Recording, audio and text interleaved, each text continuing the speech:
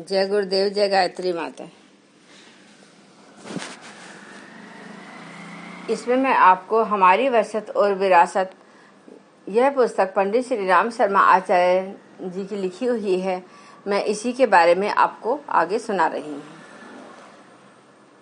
आगे इसमें इन्होंने लिखा है कि देवात्मा हिमालय का प्रतीक प्रतिनिधि शांति कुंज को बना देने का जो निर्देश मिला, वह कार्य साधारण नहीं, श्रम एवं धन साध्य था। सहयोगियों की सहायता पर निर्भर भी।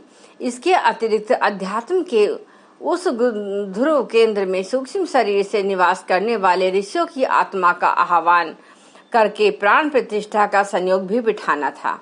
यह सभी कार्य ऐसे हैं जिन्हें देवालय परंपरा में अद्भुत एवं अनुपम कहा जा सकता है। देवताओं के मंदिर अनेक जगह बने हैं, वे भिन्न भिन्न भी हैं। एक ही जगह सारे देवताओं की स्थापना का तो कहीं सुयोग्य भी हो भी सकता है, पर समस्त देवात्मा और ऋषियों की एक जगह प्राण प्रतिष्ठा हुई हो, ऐसा तो संसार भर में अन्यत्र कहीं भी नहीं दिखा है। फिर इससे भी बड़ी बात यह है कि ऋषियों के क्रियाकलापों को न केवल चिन्ह पूजा के रूप में वरन यथार्थता के रूप में भी यहाँ न केवल दर्शन वरन परिचय भी प्राप्त किया जा सकता है। इस प्रकार शांति कुंज, ब्रह्मवर्चस्व, गायत्री तीर्थ एक प्रकार से प्राय सभी ऋषियों के क्रियाकलापों का प्रतिनिधित्व करते हैं। भगवान राम ने लंका विजय और राम राज्य की स्थापना के निमित्त मंगलाचरण रूप में रामेश्वर पर शिव प्रतीक की स्थापना की थी। हमारा सौभाग्य है कि हमें युग परिवर्तन हेतु संघर्ष एवं सृजन प्रयोजन के लिए देवात्मा हिमालय की प्रतिमा प्राण प्रतिष्ठा समेत करने का आदेश मिला। शांति कुंज में देवात्मा हिमालय का भव्य मंदिर 5 प्रयोगों, 5 काशियों, 5 सरिताओं और 5 सरोवरों सहित देखा जा सकता है। इसमें भी सभी ऋषियों के स्थानों के दिव्य दर्शन हैं। इसे अपने ढंग का अद्भुत एवं अनुपम देवालय कहा जा सकता है। जिसने हिमालय के उन दुर्गम क्षेत्रों के दर्शन न किए हों, वे इस लघु संस्करण के दर्शन से ही सभी लाभ प्राप्त कर सकते हैं। जमदग्नि पुत्र परशुराम के फरसे ने अनेक उद्धत उच्छृंखलाओं के सिरे काटे थे। यह वर्णन अलंकारिक भी हो सकता है। उन्होंने यमुनोत्री में तपश्चर्या पर प्रखरता की साधना की एवं सृजनात्मक क्रांति का मोर्चा संभाला। जो व्यक्ति तत्कालीन समाज निर्माण में बाधक अनीति में लिप्त थे, उनकी वृत्तियों का उन्होंने उन्मूलन किया। दुष्ट और भ्रष्ट जनमानस के प्रवाह को उलट कर सीधा करने का पुरुषार्थ उन्होंने निभाया। इसी आधार पर उन्हें भगवान शिव से परशु प्राप्त हुआ। उत्तरार्ध में उन्होंने फरसा फेंककर फावड़ा थामा एवं स्थूल दृष्टि से वृक्षारोपण एवं सूक्ष्म रचनात्मक सत्प्रवृत्तियों का बीजारोपण किया। शांति कुंज से चलने वाली लेखनी ने वाणी ने उसी परशु को की भूमिका निभाई एवं असंख्यों की मान्यताओं एवं भावनाओं, विचारणाओं एवं गतिविधियों में आमूल चूल परिवर्तन कर दिया। भगीरथ ने जल दुर्भिक्ष के निवारण हेतु कठोर तप करके स्वर्ग में गंगा को धरती पर लाने में सफलता प्राप्त की थी। भगीरथ शिला गंगोत्री के समीपस्थ है। गंगा उन्हीं के तप पुरुषार्थ से अवतरित हुई है, इसलिए भगीरथी कहलाई। लोक मंगल के प्रयोजन हेतु प्रचंड पुरुषार्थ करके भगीरथ देवी कसौटी पर खरे उतरे एवं भगवान शिव के कृपा पात्र बने। आज आस्थाओं का दुर्भिक्ष और चारों ओर संव्याप्त है। इसे दिव्य ज्ञान की धारा गंगा से ही मिटाया जा सकता है। बौद्धिक और भावनात्मक अकाल निवारणार्थ शांति कुंज से ज्ञान गंगा का जो अविरल प्रभाव बहा है, उससे आशा बंधती है कि दुर्भिक्ष मिटेगा, सद्भावना का विस्तार चाहों ओर होगा। चरक ऋषि ने केदारनाथ क्षेत्र के दुर्गम क्षेत्रों के वन औषधियों की शोध करके रोगग्रस्तों को निरोग करने वाली संजीवनी खोज निकाली थी। शास्त्र कथन है कि ऋषि चरक औषधियों से वार्ता करके गुण पूछते और उन्हें एकत्र कर उन पर अनुसंधान करते थे। जीवनी शक्ति, संवर्धन, मनोविकार, शमन एवं व्यवहारिक गुण क्रम, स्वभाव में परिवर्तन करने वाले गुण रखने वाली अनेक औषधियां इसी अनुसंधान की देन है। शांति कुंज में दुर्लभ औषधियों की खोज निकालने, उनके गुण प्रभाव को आधुनिक वैज्ञानिक यंत्रों से जांचने का जो प्रयोग चलता है, उसने आयुर्वेद को एक प्रकार से पुनर्जीवित किया। यही औषधि के एकाकी प्रयोग से कैसे निरोग रहकर दीर्घायु बना जा सकता है, यह अनुसंधान इस ऋषि परंपरा के पुनर्जीवन हेतु किए जा रहे प्रयासों की एक कड़ी है। महर्षि व्यास ने नर एवं नारायण पर्वत के मध्य वसुधारा जल प्रपात के समीप व्यास गुफा में गणेश जी की सहायता से पुराण लेखन का कार्य किया था। उच्च स्तरीय कार्य हेतु एकाकी शांति सतोगुणी वातावरण की अभिष्टता आज की परिस्थितियों में, जबकि प्रेरणादायी साहित्य का अभाव है, पुरातन ग्रंथ लुप्त हो चले।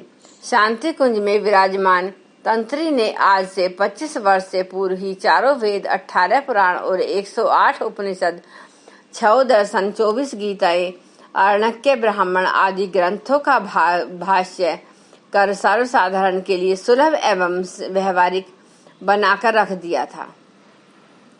साथ ही जनसाधारण की हर समस्या पर व्यवहारिक समाधान परक युगानुकूल साहित्य सतत लिखा है, जिसने लाखों व्यक्तियों के मन मस्तिष्क प्रभावित कर सही दिशा दी है।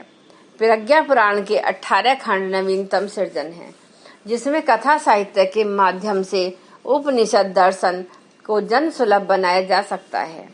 पतंजलि ने रुद्रप्रयाग में अलकनंदा एवं मंदाकिनी के संगम स्थल पर योग विज्ञान के विभिन्न प्रयोगों का आविष्कार और प्रचलन किया था। उन्होंने प्रमाणित किया कि मानवीय काया में ऊर्जा का भंडार निहित है। इस शरीर तंत्र के ऊर्जा केंद्रों को प्रसुप्ति से जागृति में लाकर मनुष्य देव मानव बन सकता है, रिद्धि सिद्धि संपन्न बन सकता है। शांति कुंज में योग साधना के विभिन्न अनुशासनों, योग क्रियाओं, कायाकल्प एवं आसन प्राणायाम के माध्यम से इस मार्ग पर चलने वाले जिज्ञासु साधकों की बहुमूल्य यंत्र उपकरणों से शारीरिक मानसिक परीक्षा सुयोग्य चिकित्सकों से कराने उपरांत साधना लाभ दिया जाता है एवं भावी जीवन संबंधी दिशा धारा प्रदान की जाती है।